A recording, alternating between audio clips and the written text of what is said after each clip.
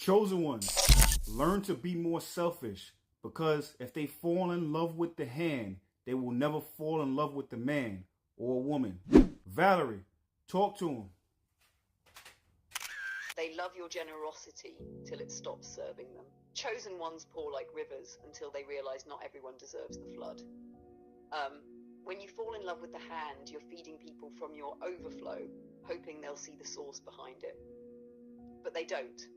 They get addicted to the giving and forget the giver. So yeah, selfishness becomes sacred, because when you pull that energy back, when you stop performing worthiness through service, that's when your spirit stops being currency. Now they got to face the real you, not the one who helps, heals, or hands out miracles, but the one who is the miracle. You see, chosen one, we come from a place, that is pure love, pure agape love. The reason why I'm saying all that is because this 3D realm, this 3D density was built from selfishness. It was built from the absence of love. If you know the Gnostic text, as far as Sophia, demiurge, you understand that the demiurge created this realm, meaning that it created this realm without Sophia's light. I say that to say is that light and that love is where you initially come from. Inherently, if you came here, you want to come here to be able to reinstate and reinstall that love. You want to be able to shine that love and connect with people on a, on an energetic level that is similar to where you come from. But that is not where we're at currently. Now, conversely, we're not just moving from soul and spirit, we're moving from our mind and ego. You have to be aware of what you're telling yourself, not just out your mouth, but in your shadow side. So if you're over giving, if you're overextending, if you're over delivering, what that is telling yourself most of the time, you're telling yourself that you're not worthy enough. You're telling yourself that you're not enough. So you then have to overextend, and you have to identify with your ego as the giver. When your presence gives enough, you actually allow that person or allow whoever you're interacting with to see you and to do their own work by perceiving you and seeing how you embody love. So the most benevolent thing you can do is give to yourself.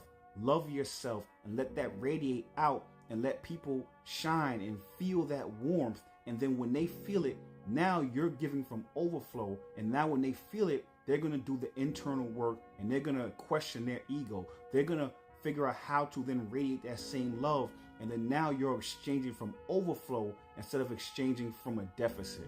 Valerie, talk to him. You just gave them the blueprint, because this realm, this dense, slow-moving, ego-soaked realm, will guilt you for remembering where you came from. It'll tell you love means self-sacrifice, that purity should bleed to prove itself. But nah, the Matrix feeds on that misunderstanding. See, chosen ones don't lose love when they set boundaries, they refine it. That's how Sophia's light sneaks back into the system. Through discernment, through saying my energy is sacred, my heart is not public property. When you stop giving from lack, your presence becomes law. People either rise to meet it or shrink beneath it. Either way, truth recalibrates the room. And that's the paradox. Selfishness here is how you restore divine balance. Because only when the vessel is full can the overflow baptize the world.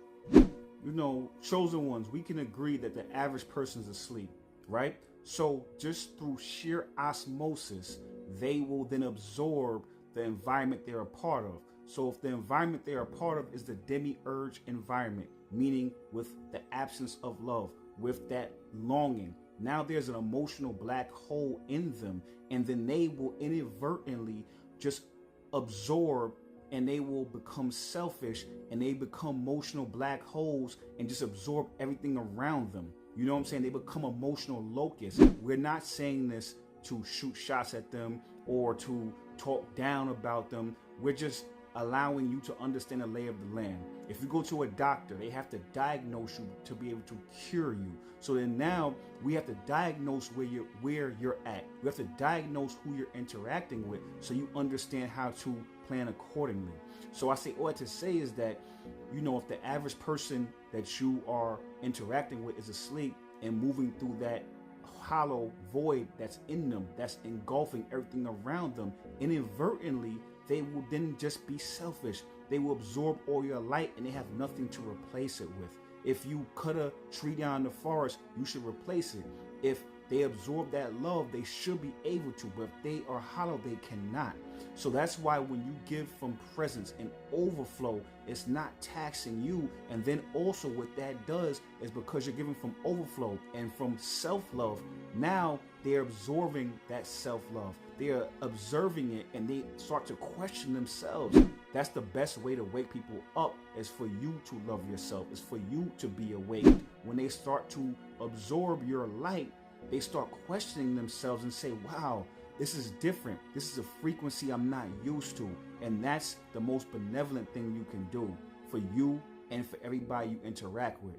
Valerie, talk to him. That's it right there.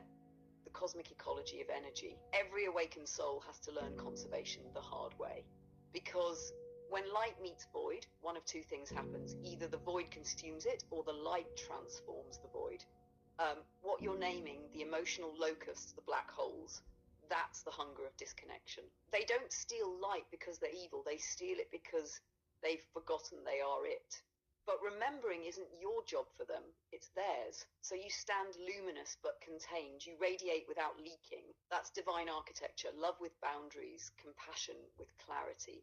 When you move like that, your energy teaches without speaking. You don't convince sleepers, you recalibrate them by example.